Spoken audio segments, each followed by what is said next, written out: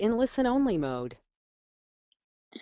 Good morning, everybody. Welcome to Wonderful Tuesday, September 1st. Yay! September usually is the time of the year where we all get ready for back to school, if you're not already back to school. But hey, welcome. Today is 10 a.m., September 1st, and we have a very special guest today. But before we jump in, I really want to make sure that you guys can hear me okay. So in the GoToWebinar control panel, there's a questions section. If you just want to shout out hello, say your name, and if you can hear me, that would be awesome. Let me know where you're dialing in from. I'd like to know where people are coming from. We usually get people from all over the world. Sometimes we get our next door neighbors show up, which is also kind of funny. Hi, Josh. Hi, Al. Welcome, guys. Albuquerque, Toronto. Love Toronto. Used to live there. Hot. London. Liam, is that London, England or London, Ontario? Because I know Canada also has a London. Welcome, guys. So today our special guest is Sujan Patel, and he will start talking about all the wonderful things in terms of repurposing content. If there's any content marketers in the house, just say hey. I'd love to know what you guys are working on these days and kind of what you guys are doing, because I know content marketing is kind of a big thing. It's growing. People are trying to leverage it. I know Sujan has a lot of secrets that he's going to share with you guys and some stuff that he's working on. But yeah, guys, welcome to the ultimate guide to republishing content. We will kick off the presentation soon. I will let you know that we are recording this presentation, so if there ever comes a point where you miss taking notes or there's something that you didn't hear, we can definitely send you the recording. And while we're waiting for everybody else to arrive, just want to grab some paper and pens and get ready to take some notes. And then if you have any questions throughout the length of this presentation, please just pop it into that questions box there. While Sujan is presenting, I'll be the one to either collect the questions or answer them for you. And in the end, I will pose those questions to him so that he can get back to you. If there's anything that comes up during the event, if you can't hear us, you can't see the screen, again, please, in the control panel, just let us know, and I will be sure to either flag Sujan or fix the problem. So again, welcome to the Ultimate Guide to Republishing Content. We will wait a couple more minutes to let the remainder of the people show up. So if you can't hear me at all, or something happens with the presentation, please, in the control panel, let me know. Hi guys, Ali. Ali is a digital content producer and marketer. Fantastic. And is that Nelly? Nelly from Manila. Hello. Hello, Manila. Across the pond. Yeah, guys, just let us know where you're dialing in from. I'm located on the east coast of Canada. And we're actually experiencing an extensively long summer, so I'm not complaining. It's beautiful out there today. And Sujan's dialing in from Austin, Texas. If you've ever been to Austin, it's one of the coolest cities, I'd say, in America, and I've traveled a lot. So a fantastic city to live in. Huntington, New York. Hi, Arthur. All right, guys, so I'm going to give a quick intro. Again, the presentation is the Ultimate Guide to Republishing Content. Just let me know if you can see that presentation okay. It should be the screen that shows the title of the presentation. So a little bit about our wonderful guest. So Sujan is a growth marketer and entrepreneur. He grew one of his companies by 300% in 1 year and knows everything from growth hacking to branding and from SEO to distribution. But when it comes to content marketing, I would say that he is king.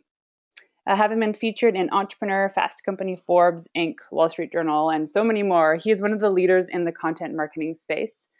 And we are absolutely honored to have him as a guest today to teach you a little bit about his content marketing hacks and especially around repurposing content. So without further ado, welcome, Sujan. Thanks for the warm welcome. Hello, everyone. Super excited this morning. It is 8 a.m. here, but I am ready to go. I'm going to talk today about republishing content and pretty much how to use or reuse and squeeze the most value out of your content. So hopefully everyone's ready to get started. Like Renee said, this webinar is being recorded, so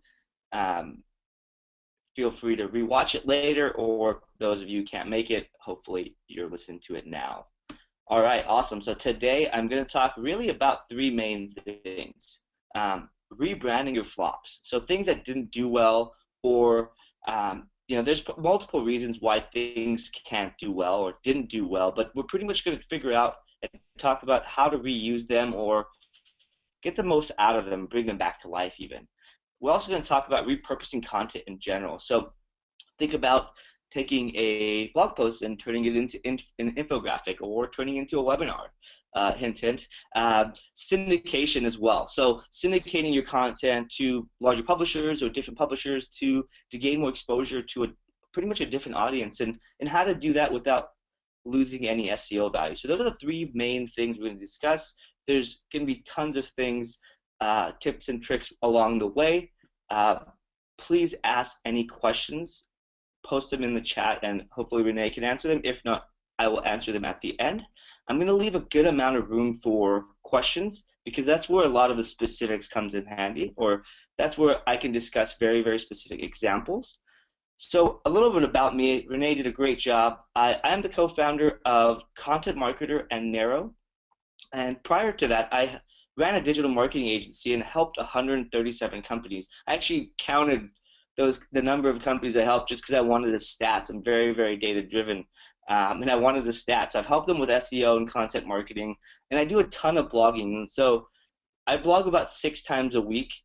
I spend about an hour a day and then a few hours on Sunday to do this, and it's a ton of content I produce. But that's why I kind of stumbled on repurposing your content, because I wanted to make more from all the stuff and time I'm spending. I spend about $4,000 to $5,000 a month just on creating content, and that means images. I have a research person. I have an editor that I have to pay to make my stuff sound a little better and clean up my grammar to help me produce content very, very quickly. But anyways, getting back to the point. So sometimes, a lot of your content is probably, a lot of your best content may be behind you, but that's okay. I know some of my best posts constantly gets traffic to my site, or it's evergreen, it's designed that way, but there's no reason why we can't reuse it or make it better. So I'm always a big fan of taking the stuff that worked really, really well and trying to make it better and make it work even better, or taking the stuff that didn't work well and trying to make that work. So that's where I get into kind of rebranding or redoing your flops. So a lot of times things don't do well, not because you didn't do the right things. Sometimes it's just bad timings. Sometimes it is that you didn't do the right things, or you didn't do the promotion. Most of the time, I find there's two big reasons why things don't work. It's either people posted at the wrong time, think Friday, or when there's Apple announcements or somebody announced a big thing, or you didn't do a good job promoting it. And so when that happens, things don't work out, but that's sometimes not the content's fault. So when things don't do well, you can actually reuse them. The easiest way to reuse them is actually to bring an old post back to life, change the date, publish it at a later, like the current time. Maybe take a blog post and enhance it a bit. Let's say you update the images, maybe you add some quotes to it. Pretty much bringing it back to life is very, very easy just by kind of putting a little bit of polish on it. It may take 15 minutes, it may take an hour, but I do this every once in a while. I'll take an old post, I'll go back a few years, something that did a little well, that people commented on, and that's still relevant today. I'll actually update it with the latest information, add a few images, kind of summarize it a little bit at the top, and I'll just republish it as if it's new. I won't actually notify, like I won't tweet it or do anything else. I want to see if it kind of comes back to life. And personally, I don't think that's bad to do, because I have, from 3 years ago, my audience is like 10, 15x. It's probably a new audience. People didn't catch it, so it's just a new audience I'm exposing content to. And most of the time, I update the title with something a little better, a little more splashy. Things I've learned from the years is having a title can make a good title can make or break your content. But anyways, you could simply enhance your post with images, quotes, and and then tweetable stuff. So the next thing is creating tweetable content for your readers to kind of really quickly share. So I don't follow my own rules on my own blog, sujanpatel.com, but for my clients, for everyone I work with, I always recommend this, and we do this there, is that we use a simple free plugin. There's 100 of them out there that can allow you to have embedded tweets in between your posts. Think about this as a content upgrade, but it's a social upgrade where within the content you're going to get people to share it. And if you think about it this way, you're just allowing multiple people to share it different ways. So some people might be intrigued by the quote. Some people might be intrigued by the actual topic of the article.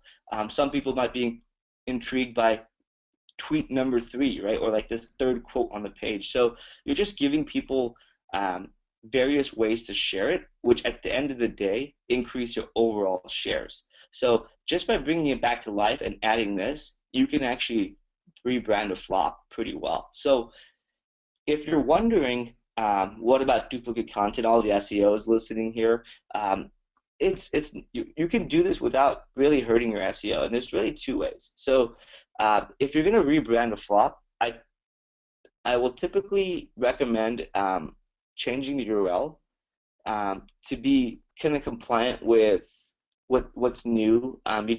You probably don't, if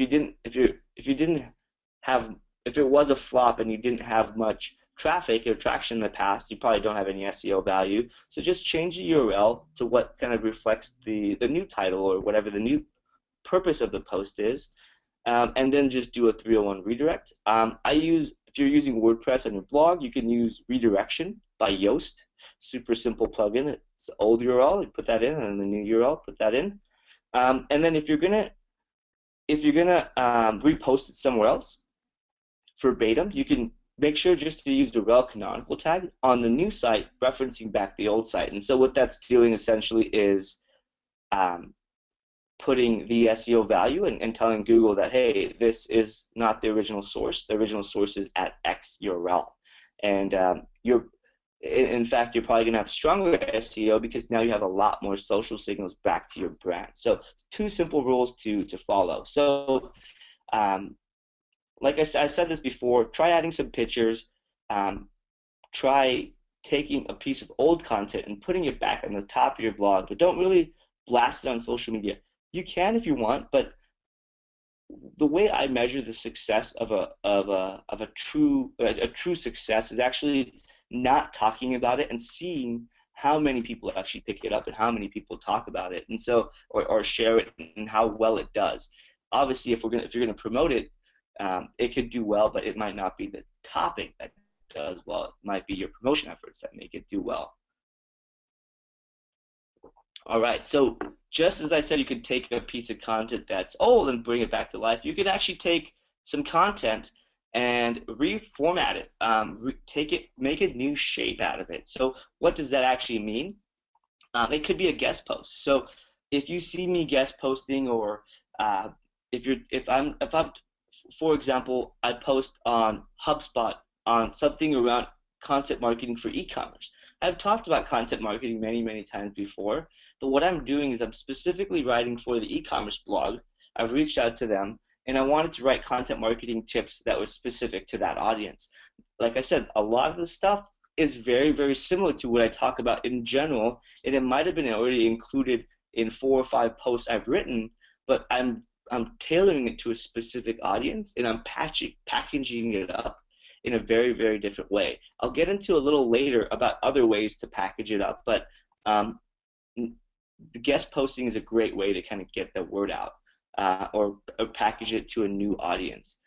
And like I said before, you want to squeeze out every little drop out of your content. So if you're spending an hour on writing content, if you're doing this regularly, you want to make sure that you get, one, it's evergreen, and that it lasts a while, with SEO, and you build your compounding traffic, and you build your compounding brand value through SEO. What I mean by that is when you write one, two, three, four, five posts over the course of, let's say, a month or two, each one is going to incrementally increase and stack up on top of each other, not just next to each other. So you're building in total 5 pieces of value instead of just one at a time. So I like to make sure I squeeze out every little drop out of my content, and I'll tell you how I do this. And it's really repurposing content in different formats. This is my favorite way. A little secret here: this whole presentation is actually repurposed from a blog post I wrote on contentmarketer.io. It did really, really well. People asked questions through the comments, and what I did was I put the presentation together based off the comments that people said. They asked for 4 or 5 different things, and they're really, really excited about this section of repurposing, some of the promotion, some of the syndication. And so those are the 3, the what you'll learn section is really comes from the comments. So without further ado, there's a few ways you can repurpose your content in different formats: infographics, white papers or ebooks, video, SlideShare. Think of this as the SlideShare or webinar version of repurposing a blog post, or an email newsletter. There's probably a few other ways, but those are the ways I've seen work the best. And I'll get into the specifics of video and SlideShare in a second. So first and foremost, infographic. So if you have a good blog post that has some data and examples, you can likely turn it into an infographic. And it's actually really, really cost effective to turn an infographic, or to create an infographic. If anyone here wants an introduction to my infographic person, let me know. I've been using him for years, used them at Single Grain, and we created probably 150, 200 pieces of infographics in the last year alone. Very, very cost effective. But anyways, you can turn a blog post if you have 5 to 10 pieces of data, like of either examples or stats. You really need stats for this, or examples and tips. So if you have a top 10 article or top 15 tips to do X, if you can paraphrase each tip into, let's say, a sentence, it's likely going to work out for an infographic. Now, the one mistake most people make here is they take content and they put it into an image. That's not an infographic. That's just content that's not scannable. Don't take a blog post and put a paragraph over a sexy image. What that's doing is people are still reading your content. Infographics' purpose is to be lightweight, very scannable, very again, light on words. And so don't make that mistake, and don't repurpose your content if that's the way you want to do it. Spend a little bit of time to do that.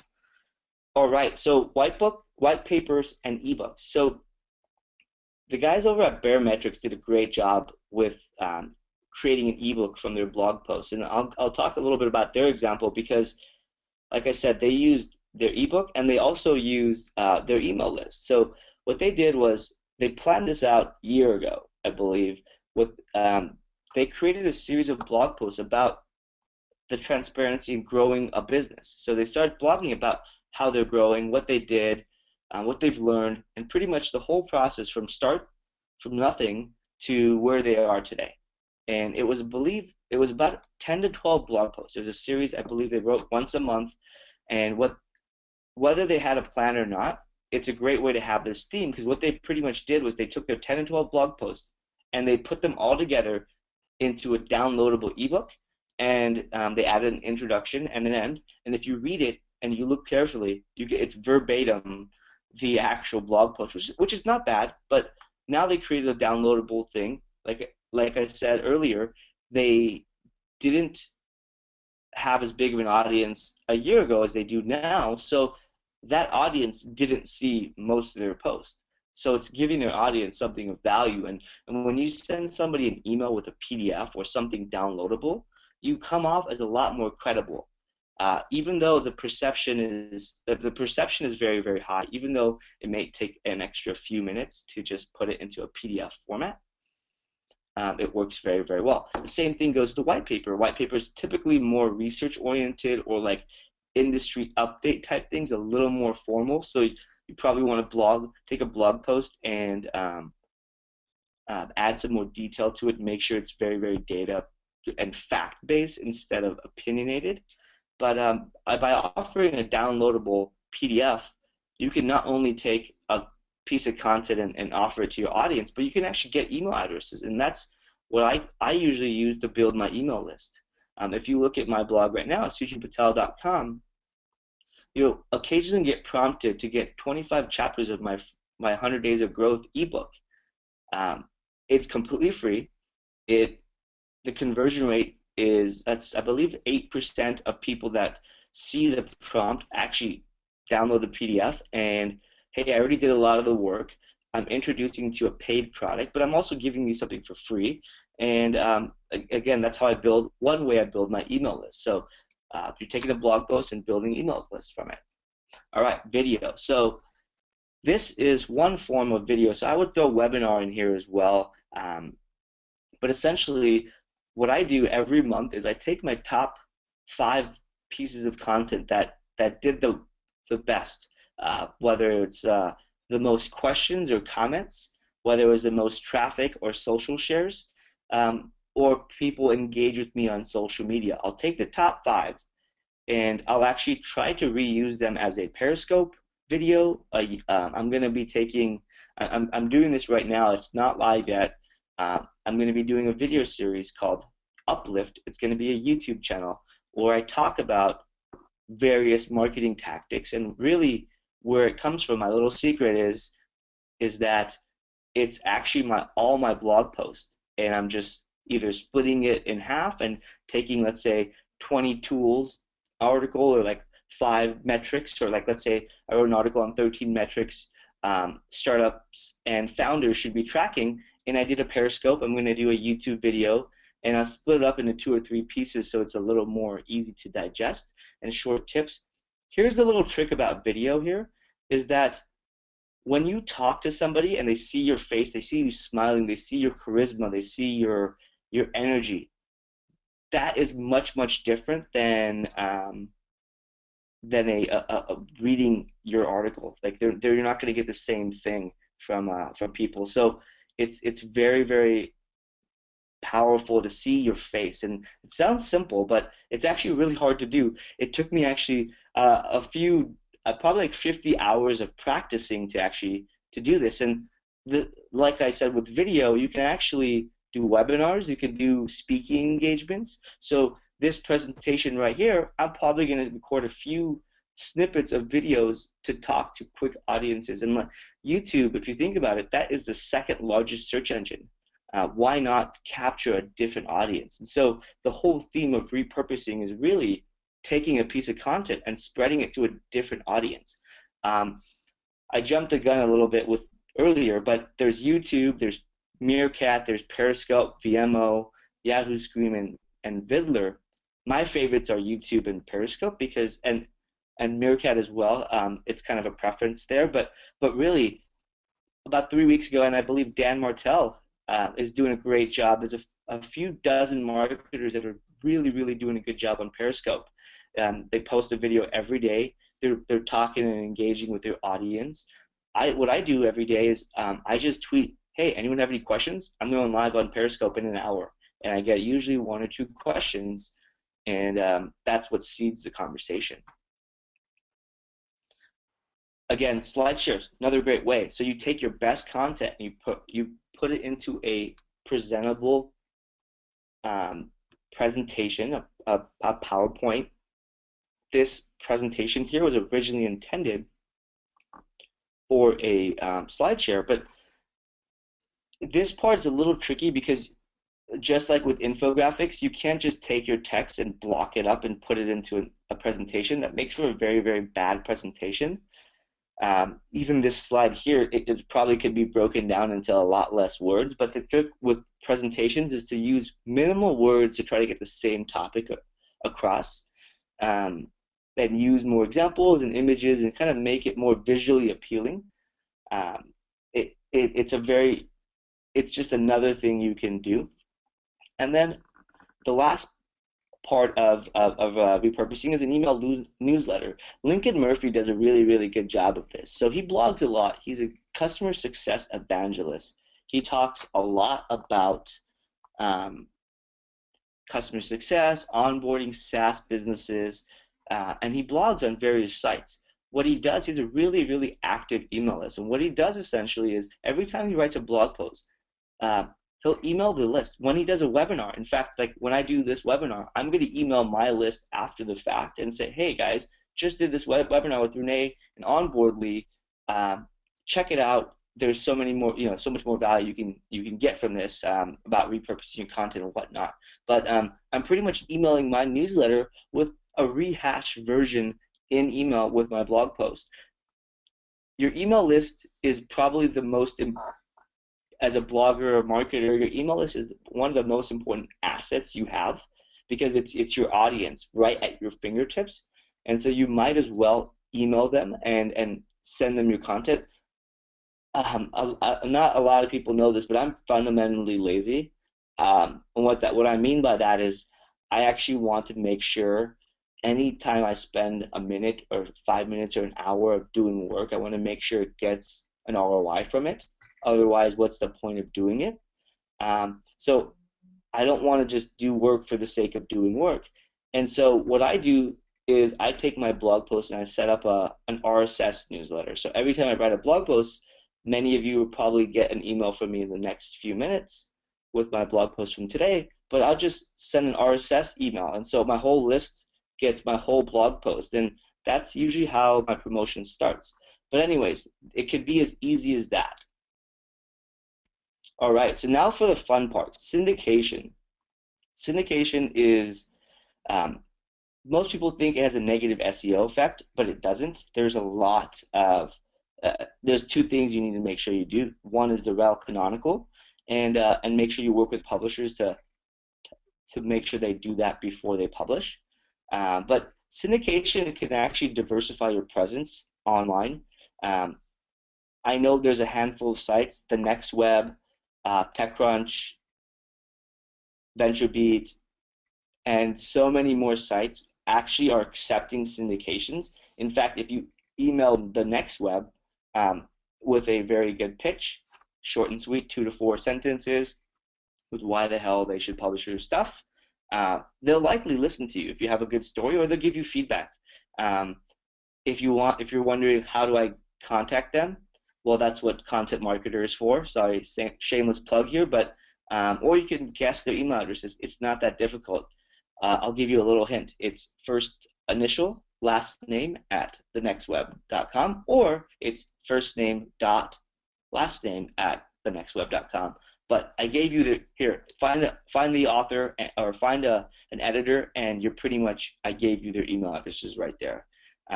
But you can get a lot of exposure from doing this. It's one of those simple things that people overlook. Where a lot of times people email me saying, "How do you get the guts to do this? Is this worthy?"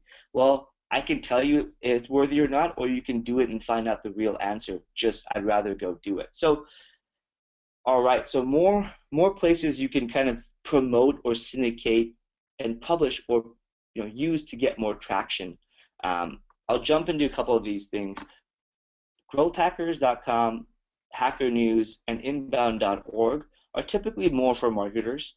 They're going to be for entrepreneurs or kind of more marketing-focused content. But Hacker News it's more startup or tech-focused content. But Reddit, Medium, Examiner, Quora, and LinkedIn could be really very, very versatile. So I'll just jump into each one individually and discuss how you can do it. With Medium, it's another way you can republish your content. Medium, over time, you can build an audience, and it's very much different than your other audience. There might be overlap, but it's a really easy way to really build an audience um, within their network. And what I typically do is I will republish my content and I'll paraphrase kind of what I describe, all driving them back to my website. So I'm just making a little more use out of it. With growth hackers, this is more of a kind of community thing, but it's a way to get exposure to your site. I always um, am participating in these conversations. There's a lot of great information out there on the site, great community. But every once in a while, I'll submit something. Somebody will submit my content. It usually kind of, if it makes it to the top, it's a great way to get a few hundred visitors to your site and engage with a completely different audience. But this is kind of how you make a name for yourself. In fact, when I wrote my 100 Days of Growth, my first ebook, I participated heavily on growth hackers because I'm writing a growth hacking ebook. Guess who I want to download my ebook? Growth hackers, right? So it's a very, very specific audience. Reddit. Um, Reddit has kind of a little bit of a bad rep for marketers because they're a very harsh community. They're very opinionated, but there's sections for marketers on there. There's entrepreneur section. You can do a Q&A. There's so many different ways to leverage this, and most people kind of just don't think of this as a place to publish, but you can actually publish content. This screenshot here is all content, and again, you can rehash content you publish on your own blog, shorten it up, summarize it, and bam, post it out there. It's just another community that can see your content. Hacker News. If you're writing anything about tech or in the startup space, you should probably submit to Hacker News. And I'm not saying to get your friends to vote this, but you really need votes to make a difference. So hopefully that's a subtle enough hint there. Examiner. Many people don't know this, but Examiner actually lets you publish content. You just have to apply. It's really, really simple to apply. Just go on the website, go towards the bottom, and it's like apply, or there's a contact button, and then it will tell you instructions on how to apply. Pretty much anyone can publish there after you go through the submission process. If you're a blogger or you're writing content, you'll likely be in. It does take a little bit of time because they usually have a backlog, but they have a vast network. So and they have a pretty decent SEO traffic. So it's just another way you can get traffic. So you think about this. I write for entrepreneur.com. Entrepreneur.com can outrank my personal site any day. I was talking to a client about helping them do SEO for customer support. Well, you could try to SEO your site to rank for customer support, or you could try to get as much traffic from customer support. So, for example, if you Google the word customer support or customer success, there's entrepreneur.com category that ranks. And within that category, again, this was last week, so it might not be there still, but within that category, a post I wrote ranks. So although I'm not actually ranking for customer support, my article is, which then could drive traffic back to whatever site I want to kind of promote or whatever I'm talking about on that article. But it's an easy hack to do SEO without actually doing SEO. And you're probably wondering, how do I publish on Entrepreneur? Well, you got to work your way up, and there's ping me later. I could do a little bit of a Q&A on how to get there, but the path to doing that is very, very straightforward. It just requires work. All right, so LinkedIn. This is probably the fastest growing, the fastest network that I recommend publishing on. So what I do is I publish, again, my top 5 posts every month on LinkedIn. I do it once a month. You can republish the same exact thing. It's okay. I'll also, if it's a long post, I'll try to keep it under 1,000 words. The cool thing about LinkedIn is you can add a big call to action at the very, very end. It makes you look good within your LinkedIn circles or within your LinkedIn network. And it has potential with the acquisition of Pulse that LinkedIn bought. They're now becoming really into the publishing game. And so there's a few tips I'd like to just kind of dive into. If you're going to publish, try to publish on Tuesday through Thursday between 8 a.m. and 9 a.m. Pacific time. That's usually the best time to publish because you get kind of the East Coasters at lunch and you get the West Coasters in the morning. Um, you also want to make sure you get likes to your post, and it's all about velocity. So if LinkedIn sees their algorithm sees shares early on, you can it's going to likely kind of promote you further and further. So the trick with them is to get a lot of likes within the first few hours of the post. You can add a big call to action. They like images. Noah Kagan, actually, Paul Sharpio on OKDork on Noah Kagan's blog wrote a great article on this, and it outlines every little detail you need to know. Try that format. They analyzed 3,000 successful posts. Two tips here that I don't know if it were mentioned. If you email pitch@linkedin.com after you've published and got a couple likes or a couple shares and maybe one or two comments, typical time frame, 5 hours after you publish, or 3 to 5 hours, and just say, hey, I just published this. People seem to love it. Just wanted to let you know. They might actually feature it in that category. So, like I do with everything, before writing a single word, you want to make sure the category you write in or the area you're going to be speaking on is not crowded, is worth it, right? And so if you look at any article on LinkedIn, you go to the top left, there's a little drop down menu. It's kind of hidden, and it'll tell you all the categories. It'll also tell you the top post. So what I do is I look at the top post, and as a marketer, I want to reverse engineer whatever other people are doing that are working, and so I could try to use that for myself. But you should try to do the same.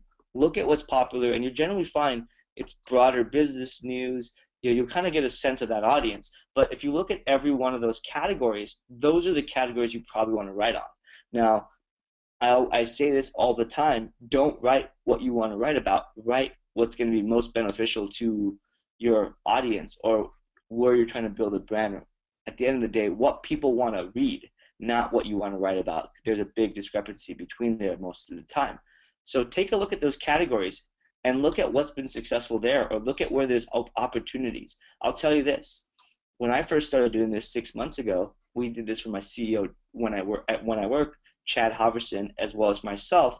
We looked to find content gaps where there was places where I could get in really early. We talked about HR issues. We talked about social entrepreneurship and really places that are not the most sexy places. Like I would naturally start at business or marketing, but those are really, really crowded. I can't make a name for myself if there's 50,000 other people in doing the same thing. But in the HR and kind of the career space, guess what? There was probably 5,000 people doing the same thing, and really, I thought I could tackle or kind of squeeze my way in there. So, think about the topic you're going to write about, but LinkedIn's a great place. The other thing, the last tip here is get people that are helping you or your friends to tweet tip, hashtag tip space at LinkedIn Pulse with the article. And what they'll do is they're monitoring tip at LinkedIn Pulse, and they might feature you. So the trick with LinkedIn is they have to manually feature you in this like top post sections, and when that happens, you get a ton of exposure. Otherwise, it only really goes out to your network.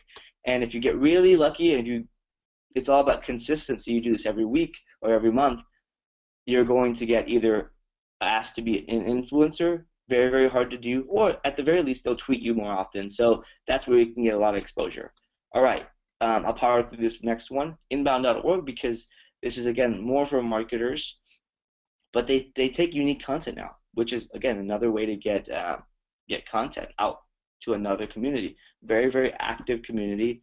If you're a marketer writing marketing content, definitely want to submit your content here. Very, very big community, and you can at least start a conversation. Well, that is the presentation, guys. Thank you for listening. If you have any questions, please ask them at this time. And if I don't get around to them, feel free to email me. Well, thanks so much, Sujin. I was busy taking notes over here. And if you have time, I do have a couple of questions for you. Yeah. So yeah, guys, anyone listening, if you have any questions right now, just throw them into the questions box and I'll tackle them as they come up.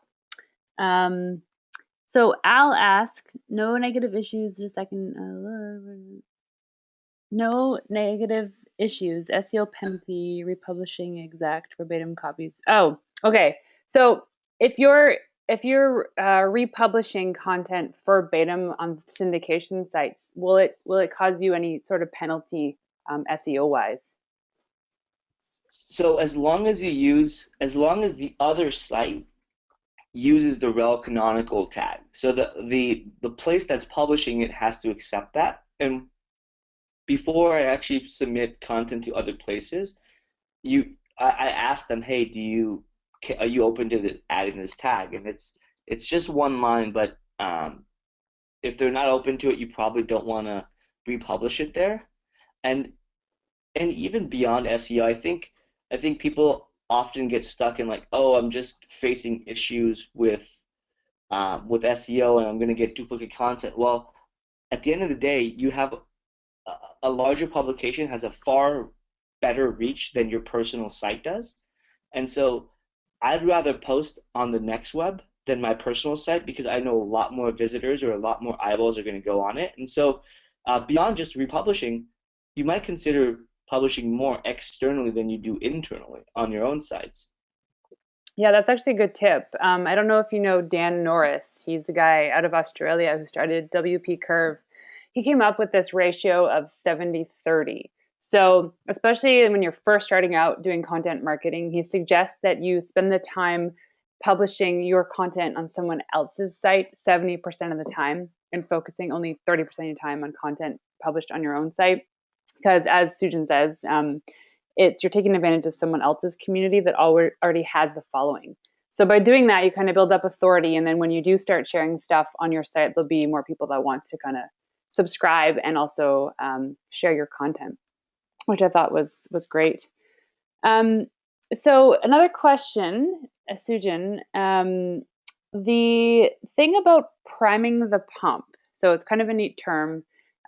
What we do at Onboardly before we go and share any sort of content with a larger publication or an influencer, I was told that it's good to prime the pump in terms of actually having um, numbers show up with the Facebook likes and shares and tweets and whatnot. So instead of going to entrepreneur.com and hey, we mentioned you, or so say an influencer, we mentioned you in this post. I was wondering if you might be able to share it, and they go to your site and you see that two other people have shared it already. What's the advantage to already having the community sharing the content before you approached an influencer?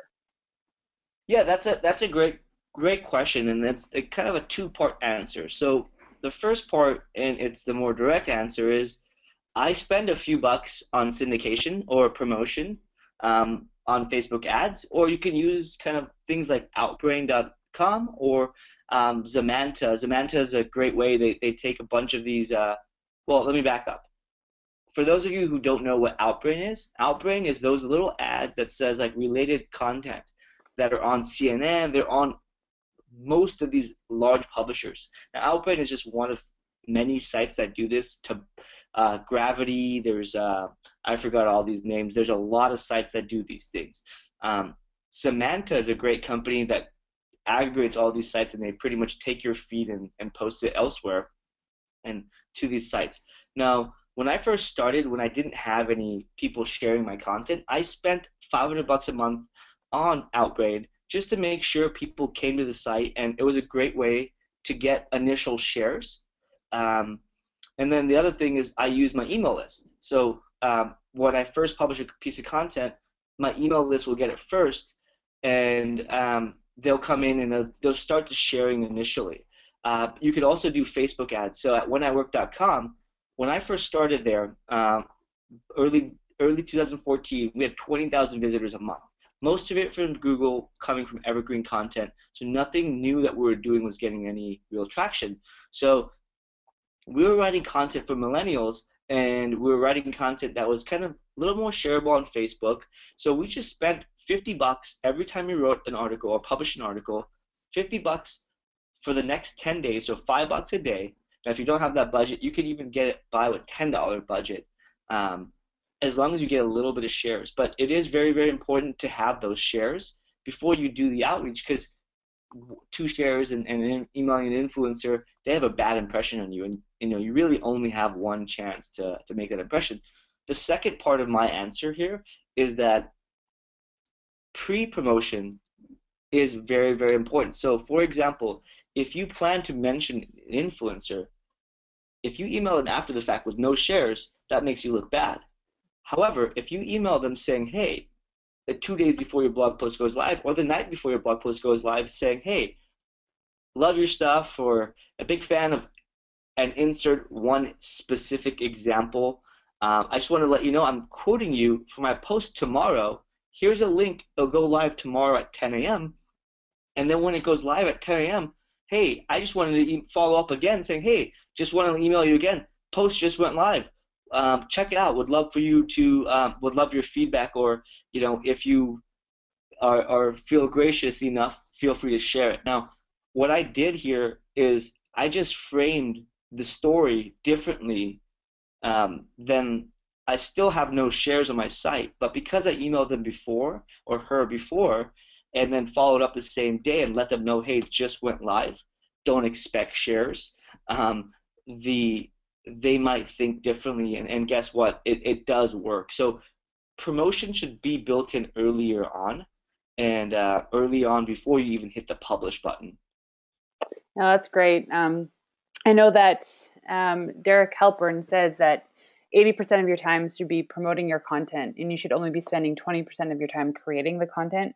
It kind of goes with that old saying, if a tree falls in the forest and there's no one around to hear it, will it make a sound? Well, the content, same thing. If you don't have a promotion plan behind the content that you're publishing, what's the point? So it's almost more important than the content you're creating. So the content is the table stakes. The promotion is really what's the engine that gets you the results. Um, so one last question here from Ali. This is a beginner's question, but hey, it's probably good for me too. She asked, for those websites who feature my content, for instance, if it's the next web, do they add no follow to it? Or any other big names like them? Do they mind sharing the link juice? She's kind of new to this. So I guess if you have a moment to just touch on that no follow issue.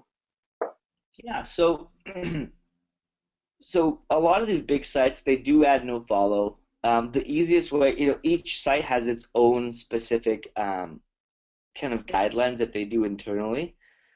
So like I know like TechCrunch and the Next Web, because they syndicate a lot of content, they do have no follows and they do rel canonicals. These all a lot of these guys also got slapped with the Panda updates along the way because they were doing this, the duplicate content issues on their own. So they do. It is in their benefit to have their own rel canonical. But the end of the day, um, one, you can find out yourself by looking at an other author that's published and republished something there.